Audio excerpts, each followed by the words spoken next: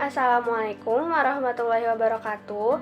Perkenalkan, nama saya Alia Adriana Pujiarti dari Prodi Manajemen Sumber Daya Manusia dengan nomor induk mahasiswa 10/2021-003.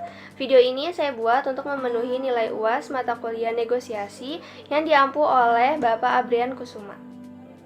Di sini saya akan memaparkan apa aja sih tips yang harus kita lakukan ketika menghadapi kebuntuan atau kesulitan dalam melakukan negosiasi dengan pendekatan BATNA dan ZOPA.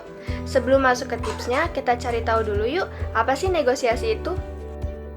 Negosiasi adalah suatu bentuk pengambilan keputusan di mana dua pihak atau lebih ini berbicara satu sama lain dalam upaya untuk menyelesaikan kepentingan mereka yang berlawanan.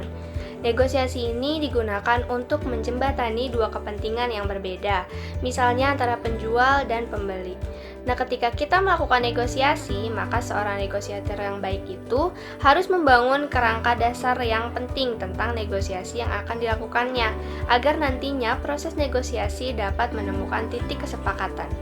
Dan untuk membangun kerangka dasar tersebut, yaitu dengan konsep BATNA dan ZOPA. Apa sih BATNA dan ZOPA itu?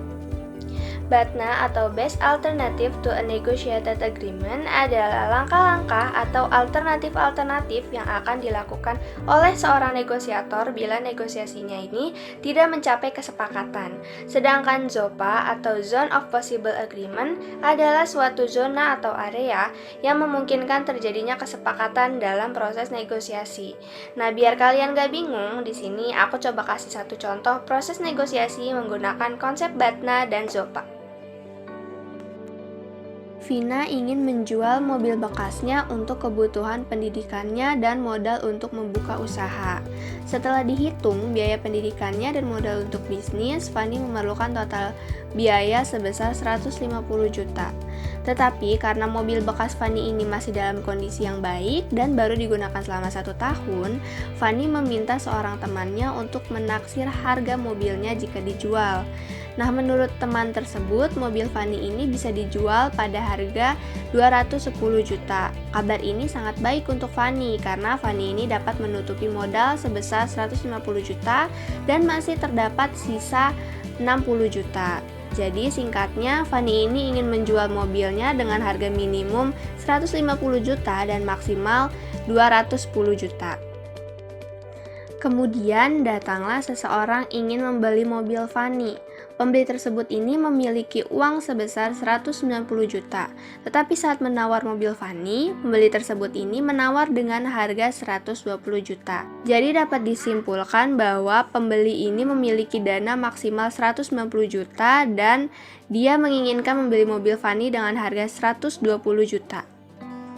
Jadi, ZOPA dari negosiasi antara Vina dan pembeli mobil ada di antara harga 150 juta hingga harga 190 juta.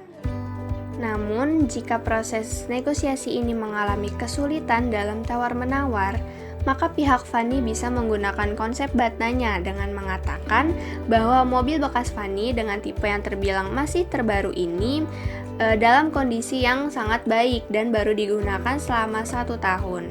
Dan belum tentu di luar sana pembeli akan mendapatkan kondisi mobil yang baik dan tipe mobil terbaru dengan seharga 170 juta. Kemudian Fani juga menawarkan akan menservis terlebih dahulu mobilnya sebelum dijual, sehingga pembeli akan mendapatkan kondisi mobil yang jauh lebih baik dari sebelumnya. Pada akhirnya, dengan konsep BATNA yang Fani buat, pihak pembeli pun menyetujui penawaran Fani dengan membeli mobil seharga 170 juta dan dengan menservisnya terlebih dahulu sebelum si pembeli ini terima. Sehingga dari contoh tersebut kita dapat menyimpulkan bahwa tips dalam mengatasi kebuntuan pada proses negosiasi yaitu yang pertama dengan berdiskusi secara kepala dingin dan mencari win-win solution sebagai prinsip bernegosiasi. Yang kedua, kita juga bisa menggunakan taktik mengulang seperti dengan mengulang argumentasi yang menjadi kelebihan atau manfaat suatu barang tersebut. Lalu yang ketiga, kita juga bisa membuat daftar pilihan atau solusi alternatif untuk memenuhi prinsip win-win solution. Lalu yang keempat, jika solusi alternatif ini belum bisa mencapai kesepakatan, maka kita juga bisa menyarankan perubahan tersebut dengan lebih spesifikasi. Dan yang terakhir yaitu yang kelima, kita bisa melakukan proses negosiasi dengan keterbukaan dan transparansi.